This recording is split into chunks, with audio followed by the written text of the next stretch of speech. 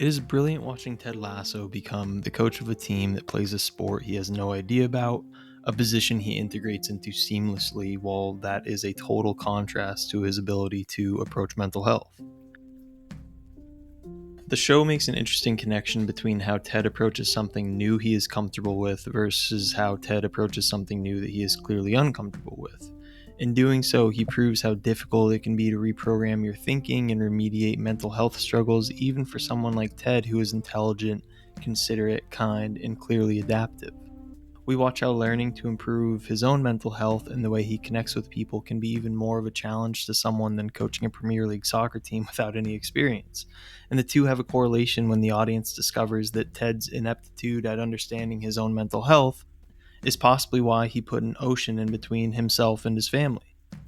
Ted Lasso exposes the way resentment can foster in people just like love and kindness and respect, even if those things are growing at the same time. Of course, I'm talking about Ted, but this theme is also present in Rebecca and Nate. Nate's character arc is brilliant because when you go through every scene in season 2 that leads to Nate turning heel in the finale, the audience is able to witness what precipitates Nate's resentment towards Ted, even if it's entirely in Nate's head and probably related to the lack of validation he receives from his own father. Ultimately, those moments that make Nate betray Ted are innocuous on their own, but together they paint a picture of him being dismissed. There are a few examples of this. In episode 5 of season 2, Ted, Beard, and Nate are discussing how to speak with Isaac, and Ted suggests they need a big dog, then laughs at Nate putting himself forward, thinking Nate was making a joke when he wasn't. Fact is, Isaac is a big dog, so he's only going to respond to a big dog himself. I'll do it. Oh, you're being serious? You didn't laugh. You knew he was being serious? Yeah, man. Shoot. Busted. Or when everyone refers to Nate's new suit as the suit that Ted bought him. Hi. Got the suit Ted bought you back from the dry cleaners. Oh, it's my suit. The second Ted gave it to me, ownership transferred, and it became my suit, Will. Right. Another is the false impression Nate has of Ted calling Nate's strategy Nate's false nine so Ted can blame Nate if it goes wrong, when in reality Ted was probably just assigning him credit for it.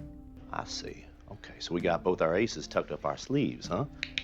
Love that. That's fun. Okay, today, let's go ahead and try out your fake 9. False 9. Hey. Here we go again. Give Ted yet another idea he'll take all the credit for. And now you're going to play Nate's false 9, so when the team fuck up, which they will, okay, you can blame it on me. Well, no, fuck that. The best example, though, is the picture of Ted and Nate that Nate brings up when he is telling off Ted. I haven't even got the photo I gave you for Christmas up in your office, just a picture of dumb Americans. It is a perfect analogy for their miscommunication, especially because Ted is someone who is going through his own issues and is struggling himself, which is why he overlooks the signs of Nate feeling undermined, neglected, and disrespected at times. But this doesn't happen because Nate is on the outs with Ted like he thinks he is. It's the opposite. This happens because Ted relies on his friends to not have problems. He stays surface level with them because he has a deeper problem to deal with on his own. Nate thinks the framed picture he gave to Ted isn't good enough to be on Ted's desk when it's actually such a cherished possession that Ted keeps it on his nightstand, something Nate wouldn't know about unless Ted told him. But miscommunications like that happen because Nate doesn't consider that he is actually that close with Ted, and Ted doesn't consider the space that he is putting in between them as a void that ends up being filled with Nate's resentment.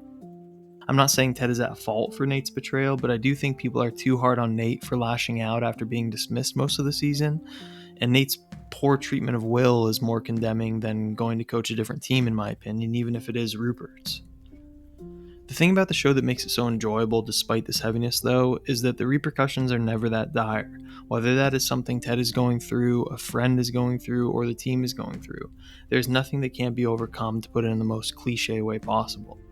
That sentiment reflects the entire show. Even Ted's insanely dark upbringing can be addressed. Even a coach who has never coached in the Premier League can put together a winning team, and even when they get relegated by the end of season 1, that is still manageable. Even when Nate goes to coach for the villain, nothing is so dramatic that it can't be forgiven or resolved. The show draws a reasonable conclusion on who someone actually is compared with who they present themselves to be. In the early seasons, we watched Ted evade any conflict or negativity using quick-witted improvisations, canned responses, and one-liners that we think makes Ted who he is. Ted wants the audience to think that he is as optimistic and happy-go-lucky as the Ned Flanders disguise he puts on, but then by the end of the first episode, when he is all alone, we find out that he is going through and devastated by an impending divorce. It is the opposite of what we expect from him based on who he presents himself as. And that surface level kindness and sort of cavalier casualness that Ted goes through life with clearly serves him well in most aspects of his work, especially as a coach, but we also learn that it's the defense mechanism that he works to avoid by season 3, where he is not quite the Ned Flanders-like superficial platitude-slinging Ted that he is in season 1. He is less conflict averse and shows that he is actually feeling more. How he presents himself to the world, from what we can surmise, is not as far from who he actually is in that moment or behind closed doors. And although there are less one-liners, there are less little witticisms and wordplay, we get to know the real Ted. He does shrooms in Amsterdam. He forgives Nate before Nate even apologizes to him. He is the same Ted in that he isn't affected by the losses of the team, but being open to these new experiences allows him to employ a strategy of playing soccer that is new to him and different, but works, again paralleling his mental health. By the final season, we see each character prioritizing themselves above what they are told to do, what is expected of them to do, and what the audience may sometimes want them to do. We watch Keely leave Roy and Jamie in the dust after each repeatedly disrespecting her. We watch Rebecca deny her own inclinations to see herself through any of Rupert's shitty filters. We watch Nate quit the West Ham coaching position even though it represents the height of what he thought he could achieve and something that he would fantasize about as a ball boy. And of course, we watch Ted confront some of the roadblocks that divert him from his own authentic happiness, like the fact that his ex-wife is now with their couples therapist.